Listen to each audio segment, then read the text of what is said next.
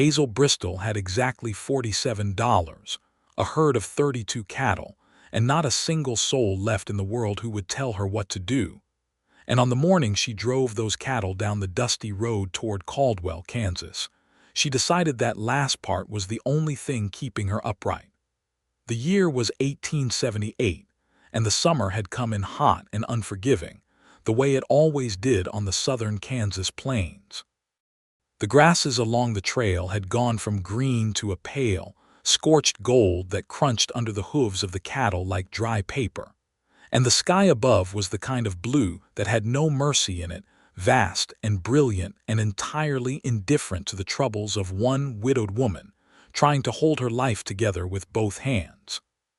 Hazel rode a buckskin mare named Cora, the same horse her late husband Thomas had given her as a wedding present 6 years prior, and she sat in the saddle with a straight back and a set jaw, because she had long since learned that grief was something you carried in your chest, not on your face, especially when there was work to be done. Thomas Bristol had died in the February of that year, taken by a fever that came on fast and left no room for argument. He had been 31 years old, a good man, a hard-working man, and he had loved Hazel in the steady, quiet way that some men have, not with great dramatic declarations, but with small daily acts of devotion that she had not fully appreciated until they were gone.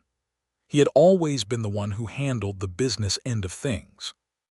He knew the cattle buyers, he knew the auction yards, he knew which men were honest and which ones would smile at you while they counted your money wrong.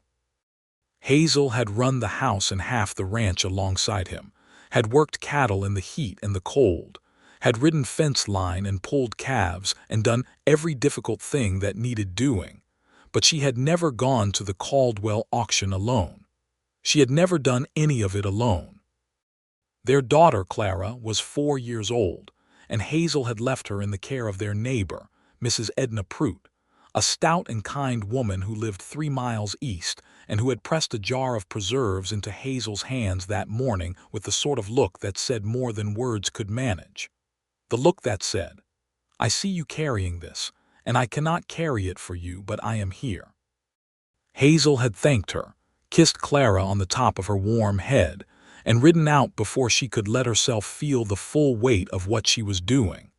The cattle auction at Caldwell ran every second Thursday of the month, and it drew buyers and sellers from 3 counties. The town itself sat near the Kansas Indian Territory border, and it was the kind of place that had grown up fast around the cattle trade, rough-edged and loud, full of cowboys fresh off the trail drives, land agents, speculators, and a fair number of men whose occupations did not bear close examination. Hazel had been there twice before, always with Thomas, always on the outside edge of things while the men conducted the real business. She knew what the place looked like, and she knew the general shape of how an auction worked, but knowing the shape of a thing and being the one standing at the center of it were 2 entirely different matters.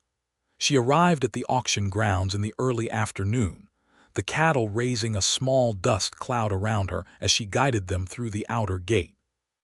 The yards were already busy, dozens of animals in various pens, cowboys leaning on fence rails, the auctioneer's assistant moving through with a ledger taking registrations. Hazel dismounted Cora and tied her to the rail near the water trough, then straightened her hat and walked toward the registration table with the determined stride of someone who absolutely knew what they were doing, even if the inside of her chest felt like a nest of startled birds. The man behind the table was heavyset with a red face and ink-stained fingers. He looked up at her with mild surprise, the way men in 1878 looked up at a woman who arrived alone at a cattle auction and said, "Help you, ma'am." "I'm here to register my cattle," Hazel said. 32 head of mixed stock, good condition. Bristol Ranch out of Sumner County." The man looked past her at the cattle, then back at her. "Your husband's sending you in ahead." "My husband is dead," Hazel said, and she said it the way she had learned to say it, flat and matter of fact, because anything softer invited a certain kind of pity that she could not afford to drown in. "I own the Bristol Ranch. "These are my cattle." The man had the decency to look briefly chastened. He wrote down her information without further comment, assigned her a pen number, and pointed her toward the far end of the yard. Hazel went to get her cattle situated, and it was while she was herding the last of them into the assigned pen that she first became aware of the problem. The problem had a name, though she did not know it yet. It wore a dirty brown hat and leaned against the fence 2 pens over, talking to 3 other men in the low, deliberate way of someone making arrangements. His name was Cleet Harmon, and he was exactly the kind of man Thomas had warned her about, the kind who had an instinct for weakness the way a vulture had an instinct for carrion. He was watching her with an expression that was not quite a smile, and when she caught his eye, he touched the brim of his hat in a gesture that managed to be both polite and deeply unpleasant. She turned away from him and focused on getting the gate latched on her pen. She was checking the latch a second time when a voice came from behind her, not Harmon's voice, a different one entirely, lower and unhurried, with a quality to it like creek water running over smooth stones. "That latch has been sticking all morning. You want to lift the gate a little while you turn it." She turned. The man standing behind her was tall, not dramatically so, but tall enough that she had to raise her eyes a few inches. He was lean in the way of men who work outdoors in all weather, with dark hair that had grown past the point of tidy and sun-browned skin, with the fine lines around his eyes that came from years of squinting into the light. He was wearing a worn canvas shirt and dark trousers and boots that had seen genuine hard use, and he was holding his hat in one hand rather than wearing it, which struck her as strangely courteous for the middle of a cattle yard. His eyes were a particular shade of gray-green that she noted almost involuntarily, the way you might note the color of an unexpected wildflower at the side of a rocky road. "Thank you," she said, and turned back to the gate, lifted it slightly, and turned the latch. It caught cleanly. "There you go," the man said. There was no performance in it, no attempt to make more of the small assistance than it was. He put his hat back on his head and glanced at her cattle with the assessing look of someone who genuinely knew livestock. "Nice stock. Good size on that roan steer. He'll do well today." "I hope so," Hazel said, and because she was who she was, she added, "I need him too." It was more than she had intended to say to a stranger, and she was not sure why she had said it. The man looked at her then, not in the way Cleet Harmon had looked at her, not with calculation, but with a directness that was somehow respectful rather than intrusive, as if he was looking at her squarely because he considered her worth looking at squarely. "Raymond Dawson," he said, extending his hand. She shook it. His grip was firm and brief, the grip of a man who was not trying to prove anything with it. "Hazel Bristol, you're selling today, that's why I'm here. Do you have a buyer lined up, or are you going through the open auction?" "Open auction," she said. "I don't have existing arrangements." Raymond Dawson nodded slowly. He looked across the yard, and she followed his gaze to where Cleet Harmon was now talking to the auctioneer's assistant with that same low, deliberate manner, and she saw Raymond's expression shift just slightly, just enough. "Do you know that man?" she asked. "I know of him," Raymond said. "Cleet Harmon. He runs a buying operation out of Wichita. He has a habit of targeting sellers who don't have representation, people who don't know the market rate or who need a quick sale. He buys low and resells the same day through a partner for considerably more." Hazel understood immediately what he was telling her. She looked back at Harmon with clearer eyes. "He was watching me when I came in." "I noticed that too," Raymond said. There was a pause between them, the kind that is comfortable rather than awkward, the kind that happens when two people are both thinking the same useful thought. "What is the market rate today?" she asked. "For mixed stock in good condition. Steers this quality should go for around $18 to $22 a head. Cows, 15 to 18. If someone tries to open low below 14 for your best animals, they're working an angle." Hazel did the arithmetic in her head with the quick precision of a woman who had been balancing household accounts and ranch expenses through 6 years of tight years and decent years. At even $18 a head average, 32 animals would give her enough to pay down the lien on the property, keep the ranch operating through winter, and have something left over for Clara's needs and the spring planting. At $14, she would be in trouble by February. "Are you a buyer or a seller today?" she asked Raymond. "Neither today. I'm looking at property over on the east end of town, but I know the auction. I've sold through it before." He hesitated. "I could stand with you during the bidding if you want. Having someone beside you who knows what's happening can make a difference. Men like Harmon tend to work more carefully when they know someone in the yard can see what they're doing." Hazel looked at him. She was not a naive woman, and she had been on her own long enough since Thomas died to have developed a very fine-tuned sense for when someone was offering genuine assistance and when they were offering something that would cost her more than it appeared to. Raymond Dawson looked back at her with those gray-green eyes and waited, and she could not find anything in his expression that alarmed her. He was not pressing. He had made the offer once and was content to let it sit. "Why would you do that?" she asked. "You have your own business today. The property viewing isn't until 3 o'clock, he said. "Your auction slot will be before that from what I can see on the board." He paused again, and then said something that she thought about later, turning it over in her mind the way you turn over a stone to see what lives underneath. "My mother ran a ranch alone for 4 years after my father died. I know what it looks like when someone's doing everything right, and the system is built to make it harder than it needs to be." Hazel was quiet for a moment. The yard noise moved around them, the lowing of cattle, the calls of men, the creak of fence rails, the distant sound of the auctioneer warming up his voice.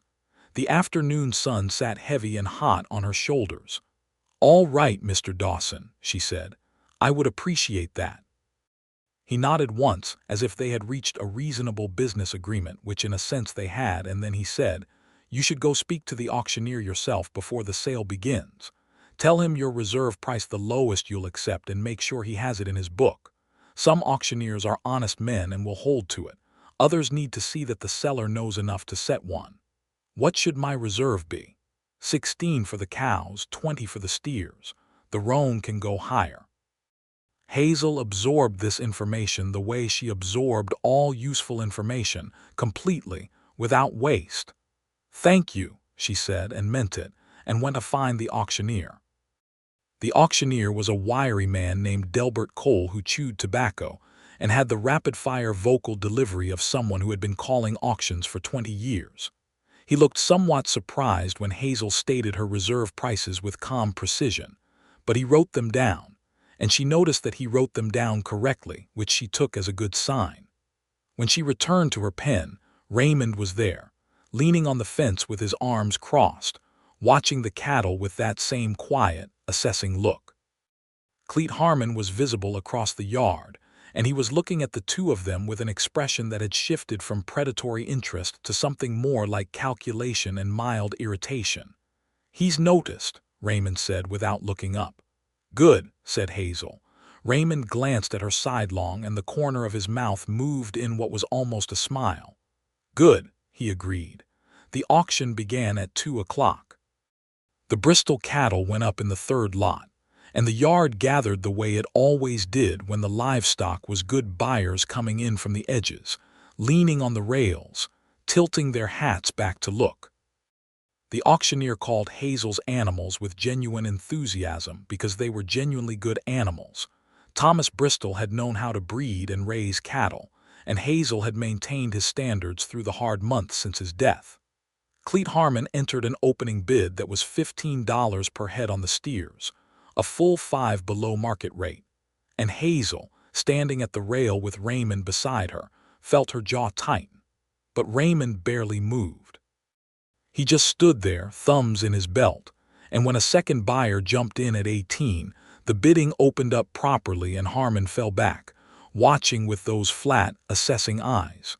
The roan steer went for $23. The lot average came out to $19.40 per head.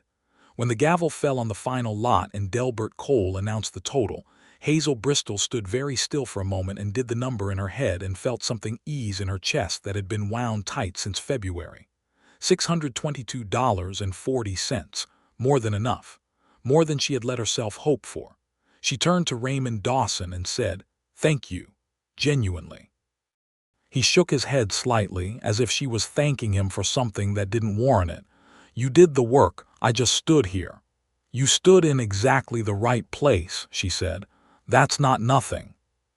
He looked at her then with that same direct, respectful look, and she thought she saw something in his expression shift, something that was not simply the satisfaction of having done a decent thing for a stranger, but something a little more personal, a little less simple.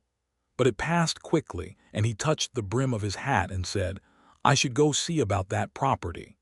"Of course," she said.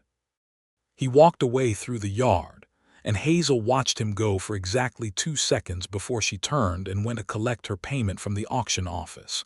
Because she was a practical woman with a 4-year-old daughter and a ranch to run, and she did not have the luxury of standing around watching men walk away.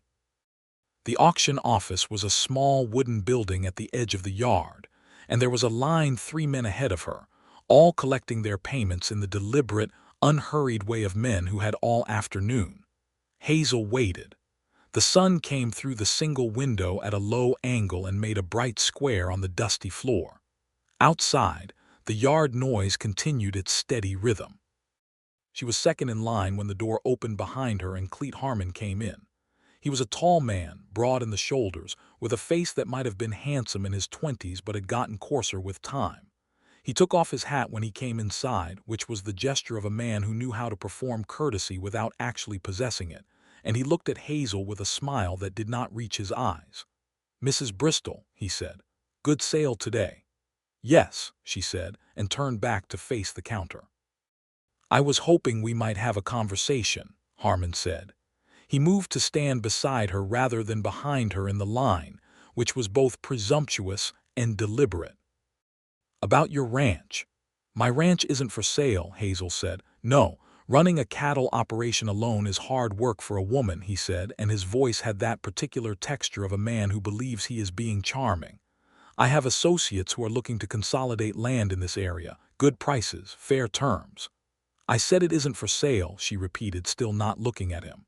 "Well," he said, "things change, winter's coming, running costs don't stop. If you find yourself reconsidering, I hope you'll think of me first." He held out a card, a small printed square of paper, and she did not take it. After a moment, he set it on the counter beside her and walked back out. Hazel picked up the card, considered it, and set it face down. She turned her attention back to the man behind the counter, who was now looking at her, and said, "I believe I'm next." She collected her payment, the full amount, correct to the cent, tucked it carefully into the inner pocket of her coat, and walked out into the afternoon light. The town of Caldwell spread out around the auction grounds in the way of all these cattle towns. A main street with saloons and dry goods stores and a bank and a hotel, and then a scatter of smaller buildings in every direction, some permanent and some not quite. Hazel walked Cora to the water trough again and let her drink properly. And then, because she had been on the road since morning and the ride back was 3 hours, and she thought she had earned something resembling a meal, she walked to the establishment across from the auction grounds that advertised itself as a dining room. It was a low, wide building with checked curtains in the windows and the smell of beef stew coming through the door. Inside it was reasonably clean and reasonably crowded, and the woman behind the counter was stout and brisk and waved Hazel toward a table without ceremony. Hazel sat, ordered stew and bread and coffee, and sat with her hands folded on the table and let herself breathe for a few minutes without doing anything else. She was halfway through the stew when the door opened and Raymond Dawson came in. He saw her immediately. The room was not large, and he stopped for a fraction of a second, and then he walked to where she was sitting and said, "May I sit?" "Yes," she said, because it was the obvious thing to say. He sat across from her and ordered coffee and a plate of food without looking at the menu, the way a man does in a town he knows, And then he set his hat on the table beside him and ran one hand back through his dark hair. He looked, Hazel thought, like someone who had not had particularly good news. "The property?" she asked. "Already sold," he said. "Apparently agreed on this morning before I arrived. The agent didn't bother to send word." "I'm sorry," she said, and meant it. "It's the third one this season," Raymond said, not with self-pity but with the flat tone of someone cataloging a problem. "I've been trying to find a parcel with good water access and enough range for a modest operation.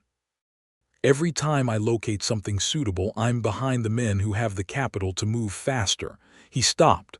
"I apologize. That's not conversation, that's complaining." "It's honest," Hazel said. "I don't mind honest."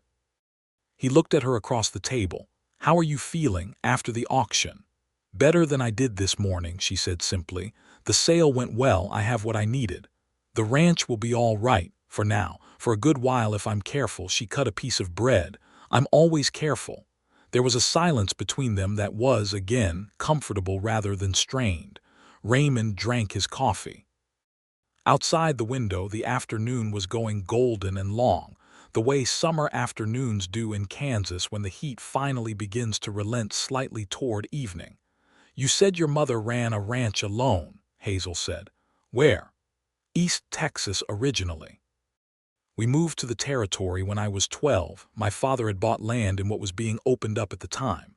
He died when I was 16. He paused. "My mother was not the kind of woman who sat down when things got hard."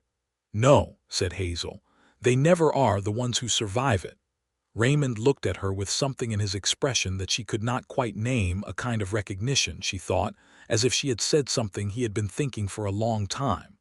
"What will you do now?" he asked. "With the ranch, long term. Build the herd back up over winter. Breed the cows I kept. Sell next summer." She said it steadily because it was the plan and she believed in having a plan. "My daughter is 4. By the time she's 10, the ranch should be in good enough shape that we're not operating on the edge." "You're planning 6 years out," Raymond said, and something in his voice was deeply respectful. "You have to," she said. "Otherwise you're just surviving one day at a time, and that's not living, that's just not dying." He was quiet for a moment, turning his coffee cup in his hands. Then he said, "That is one of the truest things I've heard in a long time." They finished their meal and sat talking for longer than either of them had intended. Or so it seemed to Hazel when she noticed that the quality of the light outside had shifted again, and the dining room was beginning to empty of its afternoon crowd and refill with the early evening sort. She realized she had been talking to this man, this stranger, this Raymond Dawson, about Thomas, about the ranch, about Clara, about the particular loneliness of running land that two people built together when one of them is no longer there. She had not meant to say any of those things, and yet they had come out of her easily, the way things come out of you when you are talking to someone who is genuinely listening. And he had listened. He had not offered her unsolicited advice or tried to solve things. He had asked questions and listened to the answers and offered his own thoughts when she asked for them, and it had been, she searched for the word, restoring. That was the word. It had been restoring, the way a good meal is restoring, the way a night of real sleep is restoring. As if something in her that had been running on empty had been quietly refilled. She pushed back her chair and said, "I need to start back." "It's 3 hours to the ranch." Raymond stood as she stood. "It'll be dark before you get there," he said, and it was not a challenge or a criticism, just an observation. "Cora knows the road," Hazel said, "and I have a lantern." He nodded. He walked out with her, not because she had asked him to, but in the way of a person who is simply going the same direction. Outside, the evening air had that dry, sage-scented quality that the Kansas plains have after a hot day, and the sky in the west was going deep orange and purple above the low rooftops. At the hitching post, Hazel untied Cora and checked the saddle and mounted, and Raymond stood nearby with his hands in his pockets, and for a moment neither of them said anything, and the silence had a different quality than the silences at the table. This one had something tender and uncertain in it, something that neither of them quite reached toward. "Thank you," she said again from the saddle, For this afternoon, for the auction. I hope the road is kind tonight, he said. He looked up at her, and the evening light caught his face in a way that made him look younger. Or rather, it stripped away the weather-worn caution and showed something underneath that was simpler and more open. Mrs. Bristol, would you object if I called on you? Not. He stopped and seemed to recalibrate. I'd like to continue the conversation, if that's all right. Hazel looked at him. She thought about Thomas. She thought about Clara. She thought about the ranch and the long winter ahead and the 6-year plan and the practical architecture of her life that did not have an obvious place for whatever this feeling was that had been sitting quietly in her chest for the past 2 hours. The Bristol Ranch is off the Caldwell Road about 8 miles north, she said. There's a split-rail gate with a tin marker. You can't miss it. Something in his expression did the thing she had noticed before opened slightly, like a window being raised an inch. I'll find it, he said. She turned Cora north and rode out of Caldwell in the last of the evening light, and she did not look back. And the money sat warm in her coat pocket, and something in her chest sat warm too, and she told herself firmly that she was simply grateful for a kind stranger's help on a hard day, and she almost believed it. The drive home was indeed dark by the 3rd hour, and Cora picked her way along the familiar road by instinct more than anything, the lantern swinging a small, steady circle of amber light around them. Hazel rode with her thoughts for company, which was not unusual. She thought about the sale, and the numbers, and the winter stores she could now properly lay in. She thought about Clara, who would be asleep by now at Mrs. Pruett's, her dark curls spread out on a pillow, one thumb loosely near her mouth in the habit she was almost but not quite old enough to have grown out of. She thought about the ranch, the fence on the north pasture that needed new posts before the cold set in, the roof of the small barn that had a spot she had been watching with concern, the hay supply that was adequate but not extravagant. And she thought about Raymond Dawson briefly, and then told herself not to. She arrived home just past 10 o'clock, put Cora up herself, and fell asleep in her clothes sitting in the chair by the kitchen stove. In the morning she rode over to the Pruett place to collect Clara, who ran out the door and into her mother's arms with the total, whole-bodied enthusiasm of a 4-year-old, who has been separated from her mother for a day and has opinions about it. Hazel held her daughter tight and breathed in the smell of her hair soap and sunshine, and something sweetly indefinable that was just Clara, and felt, as she always did in these moments, that the world was small enough to hold. She was a very good girl, Mrs. Pruett said from the doorway with a particular emphasis that suggests the goodness was perhaps intermittent. How did the auction go? Well, said Hazel, better than I expected. Good. Mrs. Pruett gave her a long, searching look. You look different. I'm not tired anymore, Hazel said. I slept. Mrs. Pruett looked unconvinced but did not press the point. Hazel loaded Clara onto the front of the saddle, where the child sat with queenly satisfaction, holding onto Cora's mane with both small fists, and they rode home.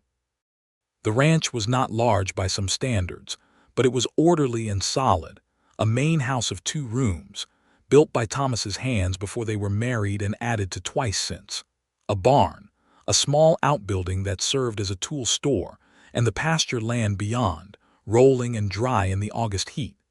Hazel had the particular pride of ownership that comes not from wealth but from stewardship, from knowing every fence post, every water source, every square foot of ground by its character and its needs. She spent the following days the way she spent most days, in motion, purposeful, moving through the list of tasks that a ranch always produces. She repaired a section of the north pasture fence. She cleaned out the tool outbuilding and made an inventory of what needed replacing before winter. She wrote out her financial accounts carefully in the ledger she kept in the top drawer of the bedroom chest, and the numbers, for the first time since Thomas had died, looked like something she could live with. Clara followed her everywhere, which was sometimes convenient and sometimes the opposite. The child had her father's dark eyes and her mother's stubborn mouth, and she had opinions about everything and expressed them readily, and Hazel found this both exhausting and deeply comforting. Clara was proof that things continued. That was not a small thing. 9 days after the Caldwell auction, on a Wednesday afternoon when the light was flat and white, and the heat had not yet broken, Hazel was in the small yard behind the house mending a piece of tack when she heard a horse on the road. She did not look up immediately. Horses on the road were not unusual, but then she heard it slow and stop, and she heard the particular sound of a gate being opened, and she looked up. Raymond Dawson came through the split-rail gate on a dark bay horse, sitting the saddle in the easy, unhurried way of a man born to it. He had cleaned up since the auction cleaner shirt, his hat pushed back at a slightly different angle, and he was looking toward the house with an expression of polite uncertainty, the expression of a man who is not entirely sure he is doing the right thing but has decided to do it anyway. Hazel set down the piece of tack and stood up and walked to the yard gate. Clara materialized at her side from some indeterminate location, the way small children do, and stood with her hands wrapped in her mother's skirt, looking at the stranger with wide, dark, evaluating eyes. "Mr. Dawson," Hazel said. He dismounted and led his horse through the gate, and he looked at Clara with the same direct, unperforming manner with which he seemed to approach everything. "Hello," he said to the child, crouching down to her level. "My name is Raymond." Clara considered him seriously. "I'm Clara," she said. "That's my horse." She pointed at Cora in the paddock. "She's very nice," Raymond said. Clara examined him for another moment and then released her mother's skirt and went back to whatever she had been doing, which was the endorsement of a 4-year-old, and it was not nothing. Hazel and Raymond walked to the house, and she made coffee, and they sat at the kitchen table in the afternoon that was not quite cool and talked again with the ease that had surprised her the first time, and surprised her again now, not like strangers, not like old friends exactly, but like two people who had already located the frequency at which they could hear each other clearly and were settling comfortably into it. He had been born in 1845, which made him 33, 4 years older than Hazel. He had spent his young adulthood in various occupations across the territory, ranching work, trail work, a period of time doing something vague related to land surveying that he mentioned briefly and did not elaborate on. He had never married. He said this without apparent embarrassment and without the slightly defensive explanation that Hazel had learned to recognize in men who had simply never found someone willing to put up with them. He said it the way someone states a fact about the weather. "Why not?" Hazel asked. She asked it directly because she was not good at being indirect and because she realized she genuinely wanted to know. Raymond turned his coffee cup. "I was moving too much for a long time," he said. "And then when I stopped moving enough to think about it, I think I was waiting for something that I recognized. I didn't know quite what that meant until recently." He looked up at her, and there was that thing again in his expression, that openness, carefully controlled but present. "I know that sounds vague." "It sounds honest," she said. He visited again the following week and the week after that. He fixed the roof spot on the small barn on the second visit because he noticed it and asked if he could. And she said yes, because it needed doing, and she appreciated someone who noticed things without being asked. Clara grew accustomed to him with the rapid adaptability of young children, and by the fourth visit she was showing him the particular corner of the yard where she had a collection of interesting rocks, which Raymond examined with the same serious attention he gave to everything. The visits were proper and neighborly. Raymond always arrived in the afternoon and left before supper time. They talked about ranching and about the territory and about books. He had read more widely than she expected, and she had read more widely than he expected, and there was genuine pleasure in the discovery of this, the particular delight of finding that someone's mind fits comfortably alongside your own. He never overstepped and he never pressed, and Hazel found that the absence of pressure was, paradoxically, the most persuasive thing about him. What she did not say to him, not then, was that she was afraid. Not of him specifically, but of the whole shape of what seemed to be developing between them. The warmth that she felt when she heard his horse on the road. The way the days between his visits felt slightly dimmer at the edges than the days of his visits. She was afraid of it because Thomas had been a good man, and she had loved him, and she had not yet fully grieved him.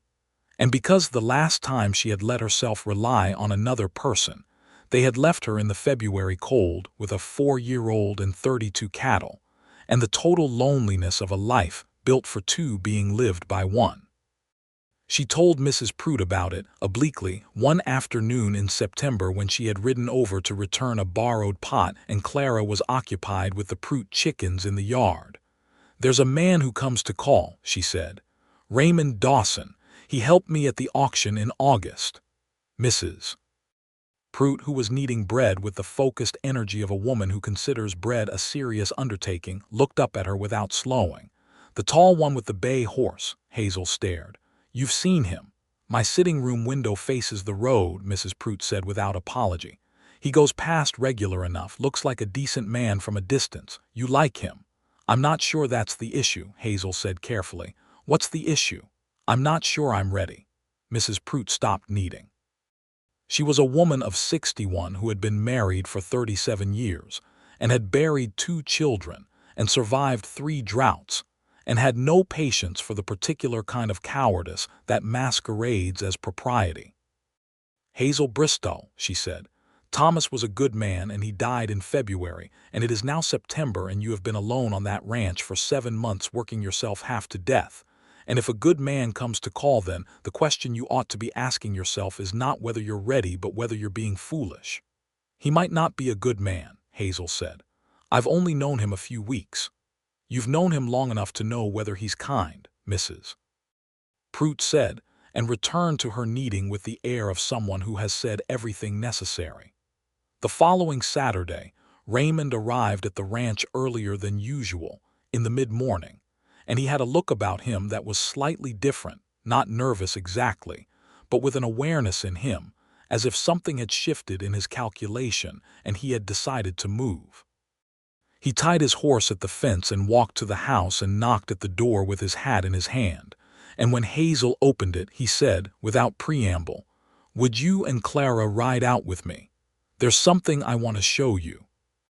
They rode East Hazel on Cora, Clara in front of her, and Raymond on the bay, across the flat Kansas plain in the mild September air, the sky a clear blue above, and the grasses going amber and bronze around them. Clara chatted continuously about the things she observed, and Raymond answered her with patient attention, and Hazel rode a little behind them and watched, and the fear was still there, but it was quieter than it had been. They rode for perhaps 40 minutes before Raymond slowed, and stopped at the edge of a shallow creek that ran through a wide, flat-bottomed valley with good grass on both banks, and a line of cottonwood trees, along the water catching the morning light. The trees were just beginning to turn, the leaves going yellow at the edges, the light coming through them in long, golden bars. "What is this?" Hazel asked. "A parcel I've been looking at," he said. 160 acres, including both banks of the creek. Good water year-round, according to the land agent. It came available last week." Hazel looked at the land.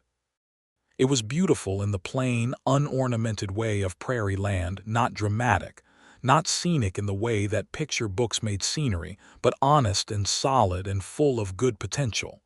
The kind of land you could build a life on. "It's a good piece," she said. "I think so too." He was looking at the land, not at her, and then he turned and looked at her, and his expression was as open as she had ever seen it, open and serious and slightly uncertain, the expression of a man who has made a decision and is in the process of enacting it and is not entirely sure how it will be received. "Hazel," he said, and it was the first time he had used her first name, "I want to buy this land. I want to build on it and make something of it." He stopped. "I'd like to do that with you." Clara, who had slid down from the saddle and was crouching at the edge of the creek examining rocks, looked up briefly and then went back to her rocks. "That is a significant thing to say," Hazel said carefully. "I know it is. We've known each other 6 weeks. I know that too. He was quiet for a moment. I know the timing is unusual. I know you're still carrying a great deal. I'm not asking you to stop carrying it or to pretend things are simpler than they are. He looked at her with those gray-green eyes that were very steady and very clear. I'm asking you to consider whether carrying it might be better with company. Hazel looked at the land and the creek and the cottonwood trees. She looked at Clara, who had found a piece of quartz and was holding it up to the light with the intense focus of a scientist. She looked at Raymond Dawson, who was not Thomas and would never be Thomas and was not trying to be, and who had in 6 weeks of honest, patient, unperforming attention shown her more of who he was than some men showed in years. I'm not ready to say yes today, she said. All right, he said immediately, without any trace of disappointment in his voice that she could hear, or rather, without any expectation that she should be. But I'm not saying no, she said. I want you to know that. I'm not saying no. He looked at her with that quiet thing in his expression, and he nodded, and then Clara ran up with her piece of quartz and held it up for Raymond to see, and he took it and turned it in the light and said it was an excellent piece, and Hazel watched the two of them and felt the fear go just a little quieter. September moved into October, and October into November, and the plains went from amber to gray to the hard, pale color of winter beginning to think about itself. The visits continued. Something between Hazel and Raymond had shifted after the day at the creek, not dramatically, not in any way that could be pointed to and named precisely, but perceptibly, the way the temperature shifts in a room when someone opens a door. They were more honest with each other, more willing to let the silences say the things the words weren't quite reaching. He told her about the years after his father died, the particular helplessness he had felt at 16, the way he had thrown himself into work because work was the only thing that felt real when everything else had gone uncertain. She told him about the February morning when she had realized Thomas was not going to recover, the way the doctor had looked at her over his spectacles with that particular expression that meant everything and she had known before he spoke.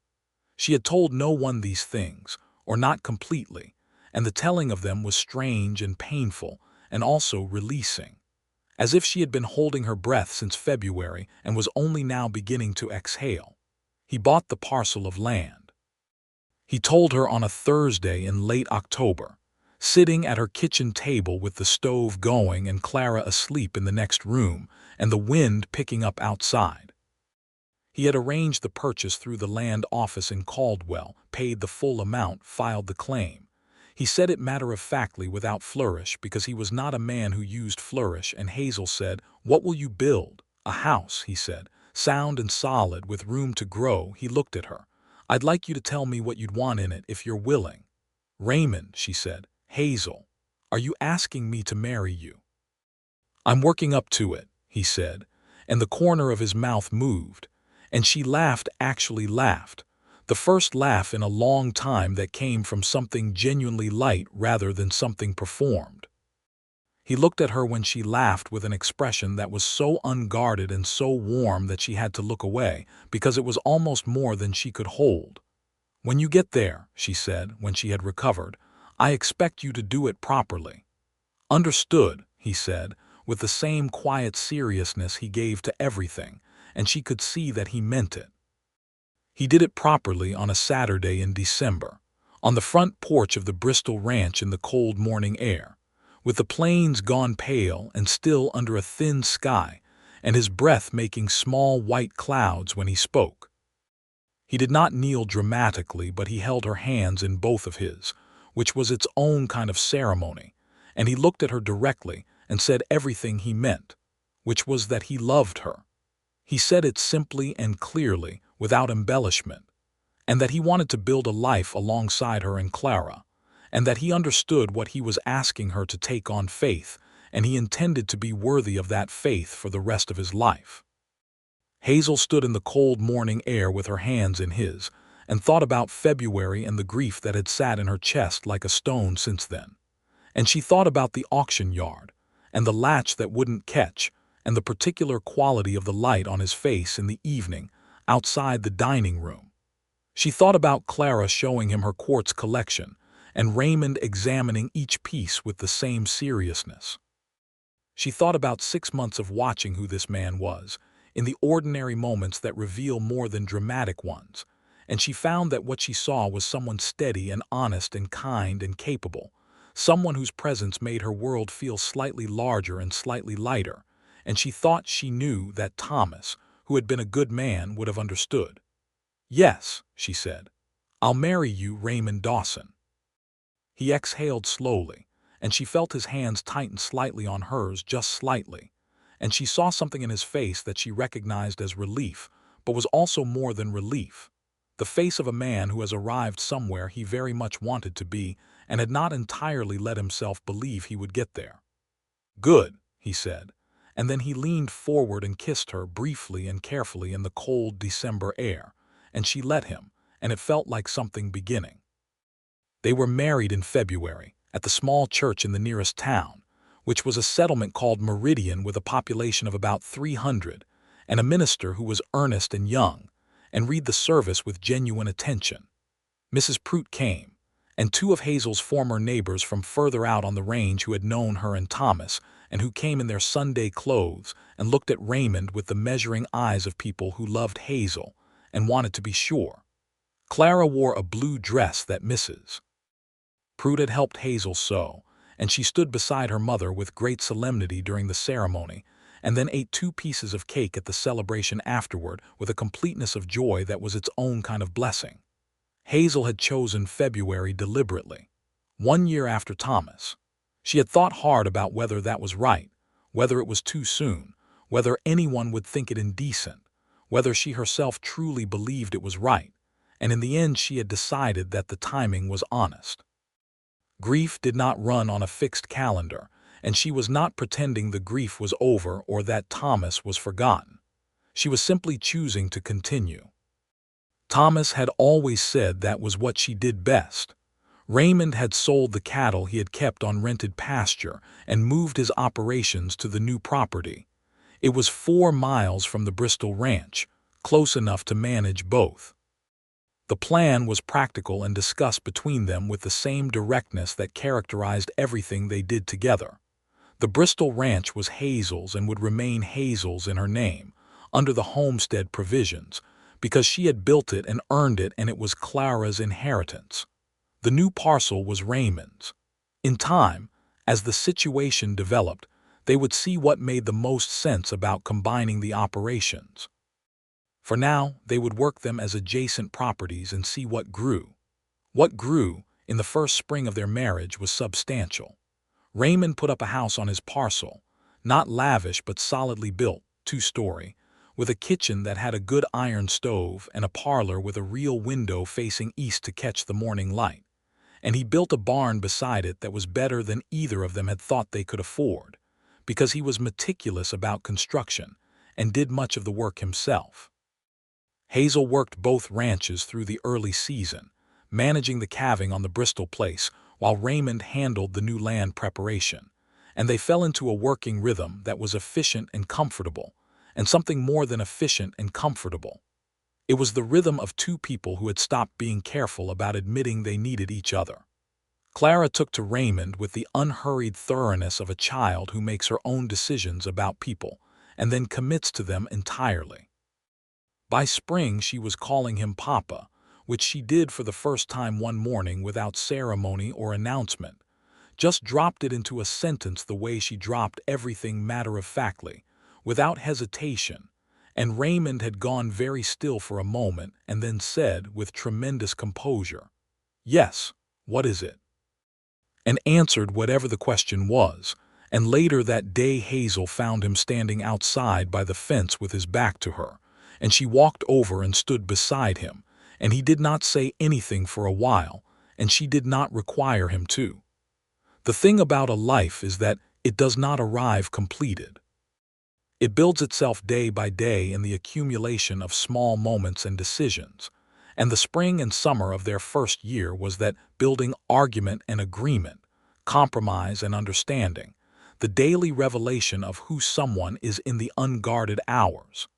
They disagreed sometimes, because they were both people who had strong views arrived at through genuine experience. They disagreed about the best approach to breeding the cattle and about whether to take on a hired hand in the summer season, and once, with some heat, on both sides, about the right way to handle a water rights dispute with a neighbor to the east of Raymond's parcel who claimed a portion of the creek bank that Raymond was certain was within his title boundaries. The water dispute required a trip to Caldwell, to the land office, which meant going back to the place where they had met, and Hazel rode in with Raymond on a clear July morning with the summer fully established around them, and the plains alive with grasshoppers and the distant sound of birds over the creek, and she thought about the woman who had ridden into Caldwell less than a year ago, alone, afraid in a way she had not let herself name. $47 in her pocket and a plan for survival and nothing more. She was not that woman anymore exactly. She was still Hazel Bristol because she had kept her name alongside his. She was Hazel Bristol Dawson in the formal sense, but on the ranch she was Hazel Bristol because that was who the cattle and the land knew her as, and Raymond had never suggested otherwise.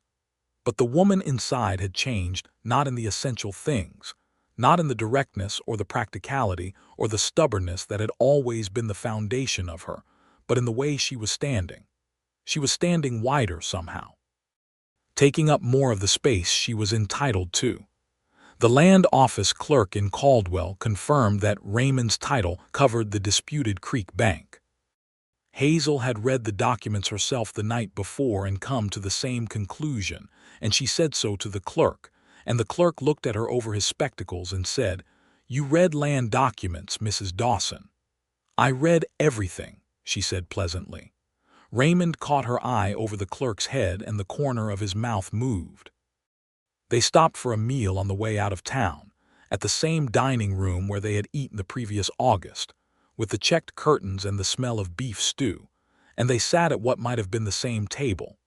She was not certain and ordered the same food, and the afternoon light came through the same window, and Hazel sat across from him and looked at the face that she had come to know in all its moods and angles, the face she saw in the lamplight over breakfast and in the last of the evening light on the porch, and felt something that she thought was probably one of the less complicated things she had ever felt: simple, clear happiness.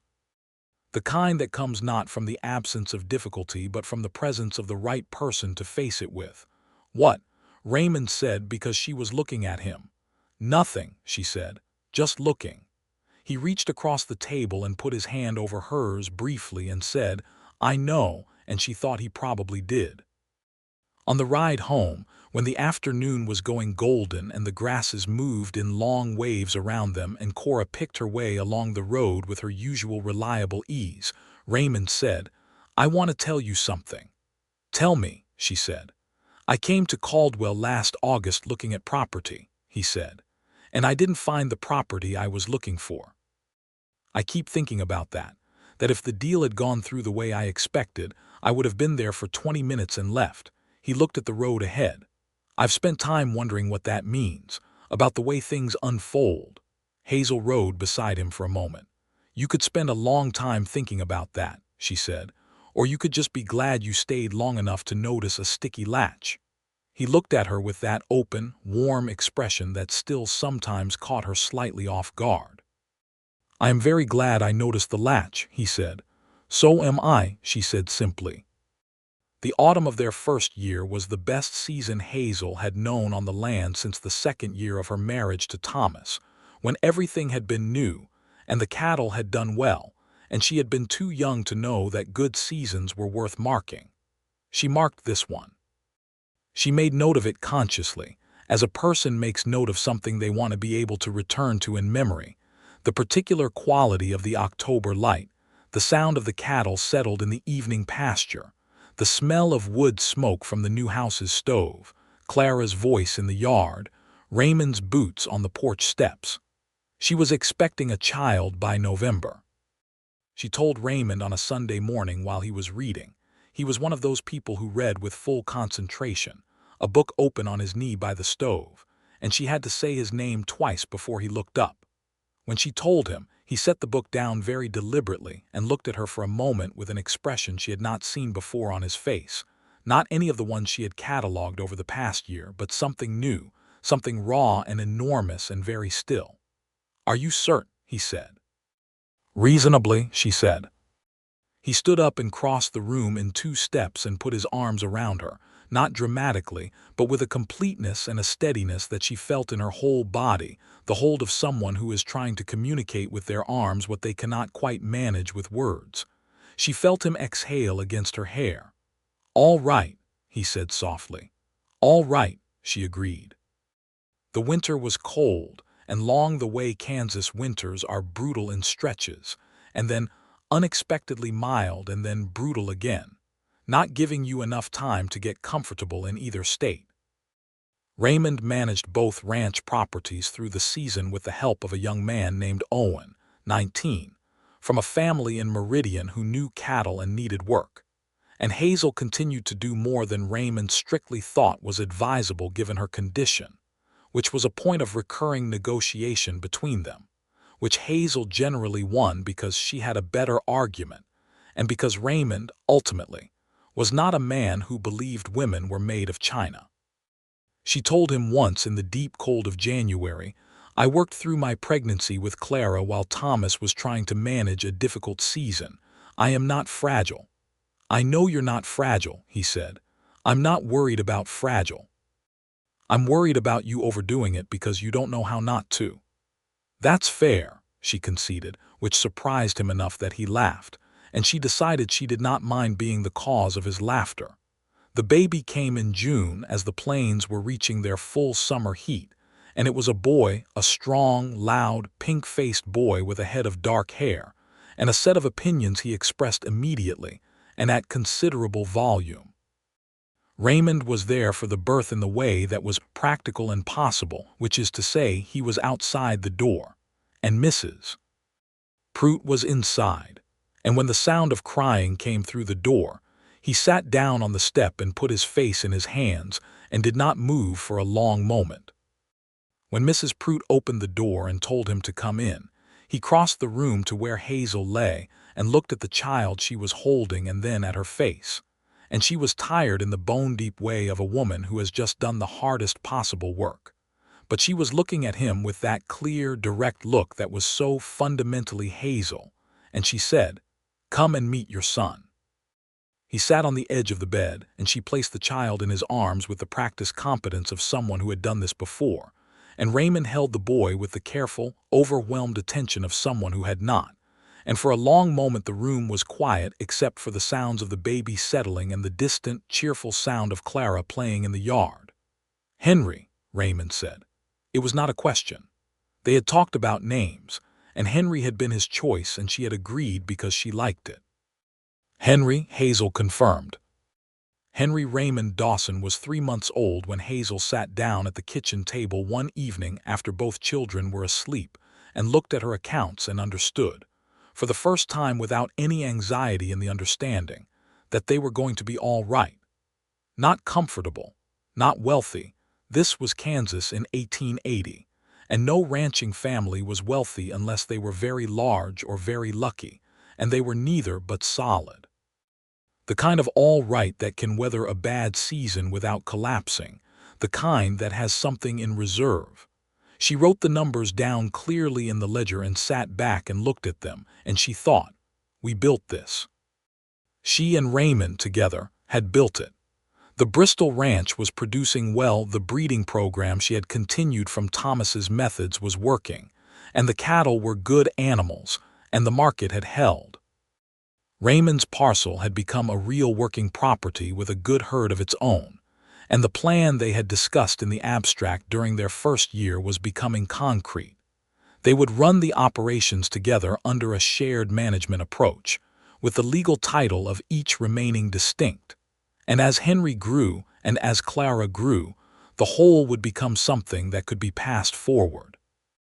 On a September evening in that same year, when Henry was 4 months old and Clara was 6, and in possession of strong opinions about every topic available to a 6-year-old in rural Kansas, Hazel and Raymond sat on the porch of the house on Raymond's parcel.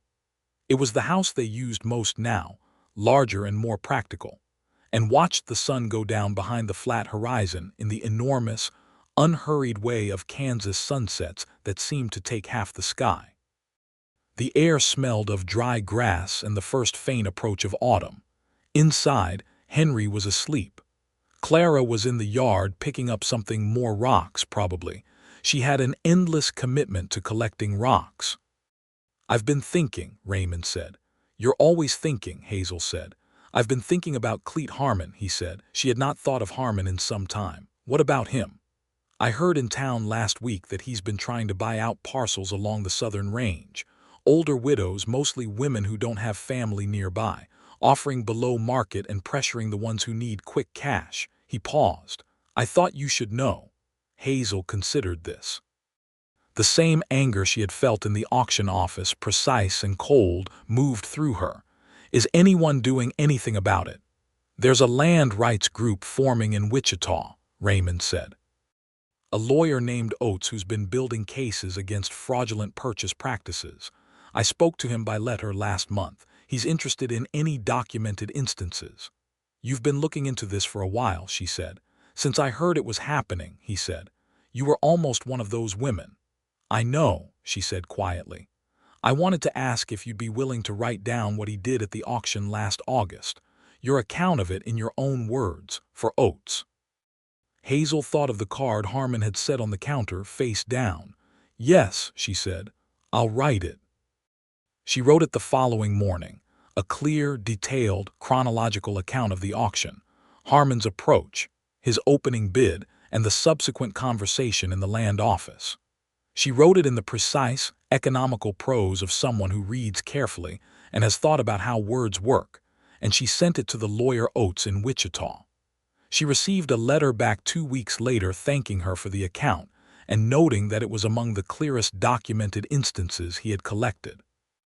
She never heard that Harmon was prosecuted, because the legal processes of 1880 Kansas moved at their own pace, and the protections for women in land transactions were imperfect and partial. But she heard in the spring of the following year that Harmon had moved his operation to Colorado, and she did not spend any time wondering whether the Oates investigation had contributed to that. She had done what she could with the information she had, and she let it rest there. Clara grew. She grew with the same determined energy she had always possessed, becoming by the age of 8 a child who could ride a horse properly, help with simple cattle work, and read better than most children her age. This last because Hazel had taught her from Thomas's books and then Raymond's books, and then a set of readers purchased from the dry goods store, and because Clara had inherited whatever combination of stubbornness and curiosity produced a person who reads. She was Thomas's daughter in her eyes and her temper and the directness of her affection for people she chose to love, and she was Hazel's daughter in every other way, and she was Raymond's daughter in the way that mattered most, which was that he was the man who had been there, every day, steady and present and interested in who she was becoming. She called him Papa without qualification and had for years, and this was not a simple thing, and Hazel did not pretend it was simple. She kept Thomas present. There was a framed photograph of Thomas on the dresser in the main bedroom, and Hazel spoke of him to Clara with honesty and warmth, and Raymond never asked her not to and never showed, by word or expression, anything other than respect for the man who had been Clara's father first. He had said once early on that a person's capacity for love was not a fixed quantity that ran out, that loving Clara as his own did not require him to erase Thomas, and Hazel had loved him for that with a fierceness that surprised her.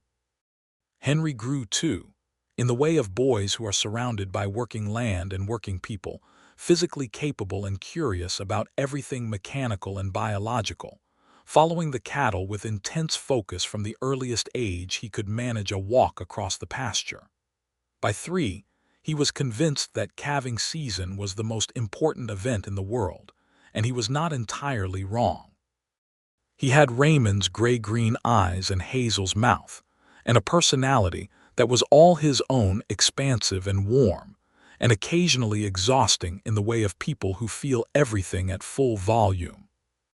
In the spring of 1882, when Henry was nearly 2 and Clara was 8, and the ranch operations were running with the smooth efficiency of something that has found its proper rhythm, Raymond came in from the north pasture on a Wednesday morning with a look on his face that Hazel had learned to read.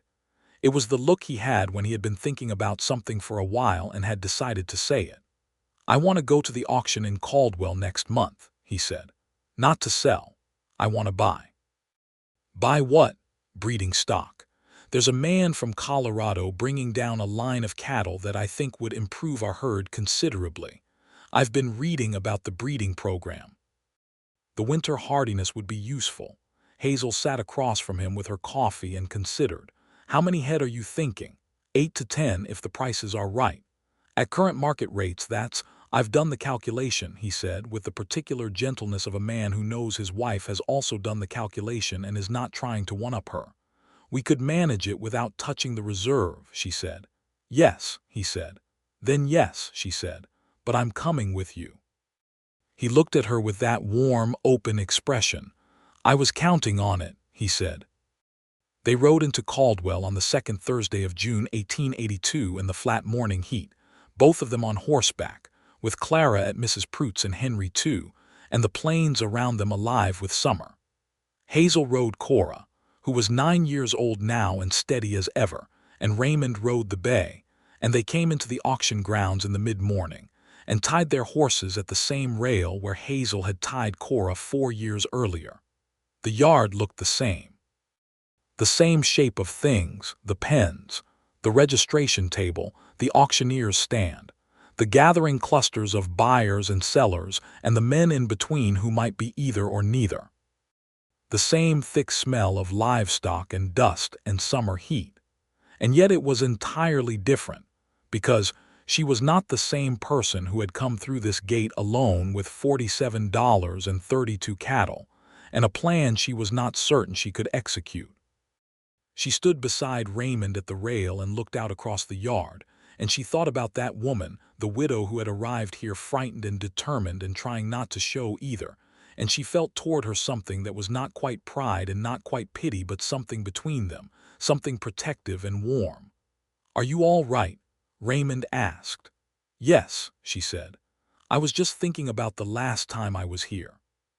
He looked at her, and then he looked at the gate through which they had both come in, from their different directions on a different August day. "I think about it sometimes," he said. "The latch." "I think about the latch too," she said. He reached over and took her hand briefly, because they were in a cattle yard and there was business to do, and squeezed it once, and then they walked toward the registration desk together. The breeding stock from Colorado went for $20 per head, which was within the range Raymond had planned for. They bought 9 animals, 6 cows and 3 young bulls, and arranged their transport to the ranch with the same organized efficiency they brought to everything together. The auctioneer was the same man, Delbert Cole, still chewing tobacco, still with the rapid-fire voice, and he recognized Hazel from 4 years prior with the sharp memory of a man who deals in faces, and recalled aloud approvingly that her stock had gone well on that occasion, and she thanked him and thought, yes, it did. They ate at the same dining room on the way out, and it felt this time less like a repetition and more like a completing of a circle, the shape of things coming back around to their starting point and showing you how far you had traveled. On the road home, in the high afternoon, with the cattle moving ahead of them and the Kansas sky doing its enormous, indifferent, magnificent thing above, Hazel rode beside Raymond and was quiet for a while, and then she said, "I want to tell you something." "Tell me," he said. "When I rode into Caldwell that first time," she said, "I was more afraid than I have ever been in my life, not of the auction, of everything, I think, of being alone. Of failing, of what would happen to Clara if I couldn't hold the ranch together." She paused. "I had a plan and I held to it because holding to the plan was the only way I could keep moving, but underneath the plan I was terrified." He rode beside her and listened. "And then you were there," she said, "with the latch, and something, I can't explain it exactly, something in me recognized that you were safe, not in a naive way, not without being careful about it.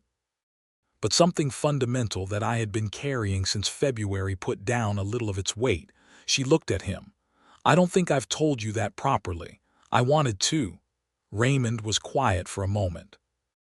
The cattle moved ahead of them, raising a small, manageable cloud of summer dust. The grasses moved in the warm wind. You know what I remember from that day, he said. What?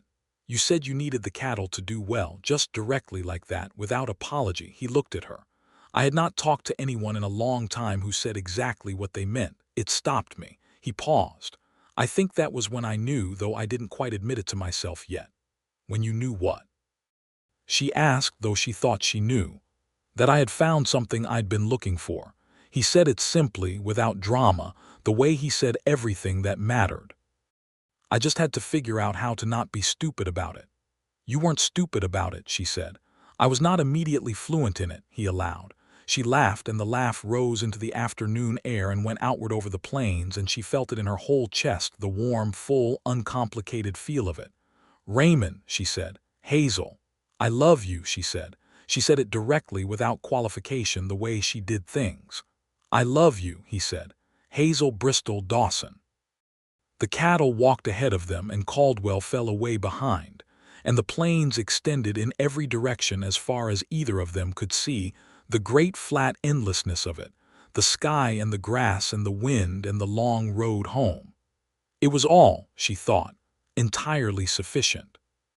By the fall of 1883, the ranch had grown to the point that required more hands than Owen alone, and Raymond hired 2 additional men, brothers from a family that had recently come down from Nebraska, solid workers who knew cattle and fit into the operation without complication. The herd on the Bristol pasture was up to 68 head. The herd on Raymond's parcel was 52. Combined, they were managing something that Thomas, in his most optimistic accounting, had once outlined as the ranch's potential ceiling, and they were not at the ceiling yet. Clara was 9 and reading everything she could get her hands on, which meant Hazel was making regular trips to Caldwell and Wichita for books, treating it as seriously as she treated any other supply run. Raymond supported this without reservation. He had, himself, a shelf of books in the parlor that Clara had worked through methodically and discussed with him at the kitchen table with the focused intensity of someone who takes ideas seriously. He told Hazel once that Clara had a mind that would go considerably further than the ranch if it was fed, and Hazel had agreed and had not found this sad, because Clara going further was the whole point. Henry, at 3.5, remained committed to calves, dogs, and the serious consumption of food, in roughly that order of priority. He was a sunny-tempered child who made friends with everyone he met, which Raymond observed was going to be either a great asset or a significant liability depending on the quality of the friends, and Hazel said probably both, and Raymond agreed. In the winter of 1883, Hazel discovered she was expecting again, which she told Raymond on a cold Tuesday evening with the stove going and the wind outside doing its most theatrical Kansas impression, and he received the news with the same enormous stillness he had shown with Henry. That profound, collected, barely contained thing that she had come to understand was Raymond at his most moved. "How are you feeling?" he asked. "Fine," she said. "Good, actually. Better than with Henry at this stage." "All right," he said. "Raymond," she said, "it's all right to be happy." "I am happy," he said. "I am very, very happy." And the thing in his expression was so unguarded and complete that she crossed the room to him, which was not something she did as a rule. She was not a naturally demonstrative person, in the way that some people are not, though she felt things deeply, and she put her arms around him and held on, and he held her back, and outside the wind made its noise, and inside the stove made its warm sound, and the house was quiet and full. The baby came in the July of 1884, a girl this time, born on a morning when the summer was at its height, and the plains shimmered in the heat and the cottonwood trees along the creek were in full leaf. Raymond named her Margaret, after his mother, and Hazel agreed immediately because it was right, and because she wanted Raymond's mother in the house, even if only in the way a name carries a person. Margaret arrived with dark hair like Henry and Clara's dark eyes and a disposition, from the very beginning, of absolute patience, which was so unlike anyone else in the family that it prompted frequent comment. "She's watching us," Clara said once, when Margaret was about 3 months old, sitting in the parlor and regarding the room with large, calm eyes. "She's studying us." "Let her," Hazel said. "She'll figure us out in time." The years that followed 1885, 1886, into the late decade, were the years in which Hazel Bristol Dawson fully understood what it meant to have built something that would outlast her. Not simply the ranch, though the ranch was doing well better than well, in a territory that was hardening into statehood conversation and changing faster than any of them had fully anticipated, with the cattle economy shifting and the homestead families coming in waves, and the old open range closing down fence post by fence post. She had built something more durable than land and cattle. She had built a life that had its own momentum, its own forward motion, something that would continue moving long after she stopped being the one to push it. She thought about this one evening in the autumn of 1886, sitting on the porch of the house that had become unquestionably home in every sense of the word, watching Raymond work with Clara at the fence along the eastern pasture. Clara was 12 now and fully capable and deeply interested in the cattle genetics that Raymond had become somewhat expert in through years of deliberate reading and practical application. Henry, 6, was chasing the Prout boy around the yard with a stick, which was not concerning. Margaret, 2, was sitting in the dust near the porch steps eating something that Hazel chose not to examine too closely. The light was doing the autumn thing it did on the plains, going long and golden and slightly melancholy, the way October light does when it knows what's coming. The grasses in the far pasture moved in slow waves. A hawk turned once over the tree line and vanished. Hazel thought of Thomas. She still thought of Thomas, with a regularity and a gentleness that had settled into something she could live inside. Not the acute, disabling grief of the first year, but a continuing presence, like a room in the house she still visited sometimes, quiet and familiar. She thought he would have liked Raymond. She thought he would have liked very much the way Raymond listened to Clara, and took Henry seriously, and sat with Margaret's patient calm, as if he had been waiting for exactly that temperament to enter the family. She thought Thomas would have looked at the ranch, both ranches, the combined operation, the herd they had built, the children in the yard, and said something typically understated and sincere, the kind of thing he had always said. She thought, "I carried what you built, Thomas. I carried it, and then I grew it, and it is still here." Raymond came up from the fence line as the light went lower, leaving Clara to bring the tools in, and he came up to the porch and sat in the second chair and looked at the evening with her. "Good day," he said. "Good day," she agreed. Margaret reached up from the ground and grabbed his boot, which was her preferred greeting, and he looked down at her with a warmth that was entirely uncomplicated and entirely his. "She's got something in her hand," he said. "I know," said Hazel. She'll be fine," said Hazel. He accepted this because he had learned over 6 years of marriage that Hazel's read on what their children needed was generally accurate and he should trust it. He leaned back in his chair and stretched his legs out and looked at the plains going dark at the horizon. The first stars were coming in at the east. "I've been thinking," he said. "What about the North Range?" he said. "If we put up another line of fence along the creek boundary, real fence, not just markers, we could bring another 30 or 40 head up there in the spring without crowding the lower pasture. The creek bank is stable enough for winter fence posts." Owen thinks yes. "I want to walk it again first, but yes." "Then yes," she said. "We can budget for the materials in the winter accounting." He nodded. She nodded. They sat in the evening and made plans, the way they had always made plans together, practically, honestly, with the equal weight of 2 people who had each proven to the other that their judgment could be trusted. This was, Hazel thought, Its own kind of love, the daily, practical, unsexy love of two people running a real thing in a real world together. She had the other kind too, the warmth when he walked into a room, the particular quality of his laugh, the way he looked at her sometimes with that open, unguarded thing in his face.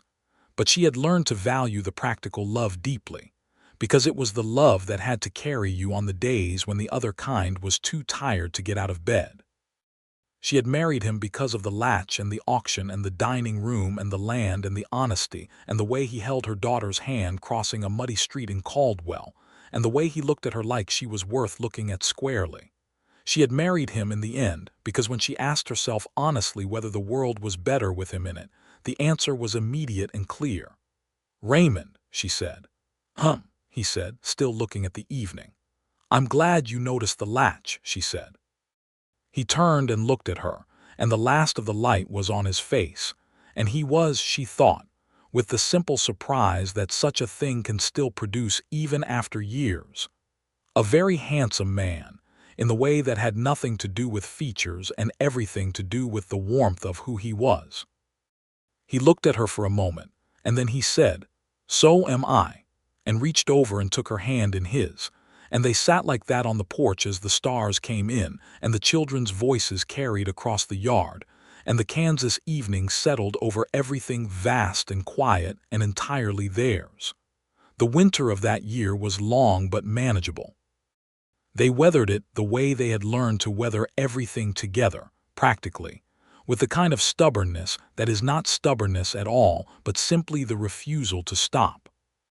By spring the new fence was up, and the north range was open, and the herd was larger than it had ever been, and the children were healthy and loud and growing in every possible direction, and the ledger in the top drawer of the bedroom chest showed numbers that Hazel had not imagined when she had ridden into Caldwell alone in the August heat of 1878 with $47 and a plan held together by determination and not much else. She sat down with that ledger one March evening, the children in bed and Raymond reading by the stove, and she looked at the numbers and then closed it and set it aside and looked at her husband across the room, and she thought, "This is the life." Not a perfect life, it had never been perfect. It had been hard and frightening and full of loss and uncertainty and argument and the grinding, daily work of building something real, but it was her life, entirely and completely, and it was very, very good. Clara would go east eventually, to a normal school in Topeka, Hazel suspected, and beyond that to things neither of them could yet see clearly. Henry would probably stay on the land. It was in him the way the land gets into some people. Margaret, patient and watchful, would become whoever she decided to become, and would do it with great thoroughness. And Hazel and Raymond would be here on this land, in this house, working this particular piece of the earth until they couldn't, and would still probably argue about the fence line even then. "What are you thinking?" Raymond said from across the room, not looking up from his book. "How did you know I was thinking something specific?" she said. "You have a look," he said, and now he did look up over the top of the book. "A particular look. I've been cataloging them for 8 years. 8 years in February," she said. 8 years in February, he agreed. He set the book aside. "Well." She looked at him, at the familiar face, the gray-green eyes, the dark hair now with a thread of gray at the temples that he had not yet noticed and she had not mentioned, the lines around his eyes deeper than when they had met, the whole honest, present, real face of the man who had offered to stand beside her at an auction because it was the right thing to do and had, in doing so, changed the entire shape of her life. "I was thinking," she said, "that I didn't plan any of this." "No," he said. "I came to Caldwell to sell cattle," she said. "I had a very specific plan. It had one thing in it." 32 cattle, he said. 32 cattle, she confirmed. "And I left with considerably more than I intended." He smiled then, the full, open, unperformed smile that she had seen the first full version of sometime in their first winter together, and that still had the capacity to make her chest feel as if it had expanded suddenly into more space than she expected. "You did," he said. "I think," she said carefully, as if she was making a considered assessment, "that it was a good trade." Raymond Dawson looked at his wife across the warm room, with the stove crackling between them and 3 children asleep in the house, and the Kansas night settled outside over their land. And he said, with the simple certainty of a man who knew exactly where he stood and was grateful for every inch of it, "I think so too." And the fire burned low, and the night held still around them, and outside the plains went on in every direction, enormous and ancient, and indifferent to the small, warm, particular happiness of 2 people who had found each other entirely by accident at a cattle auction on a hot August afternoon, and had spent every year since building something out of it that neither loneliness nor loss nor hard seasons nor the grinding passage of time could diminish or undo. It was, in the end, exactly enough. It was exactly, precisely, and completely everything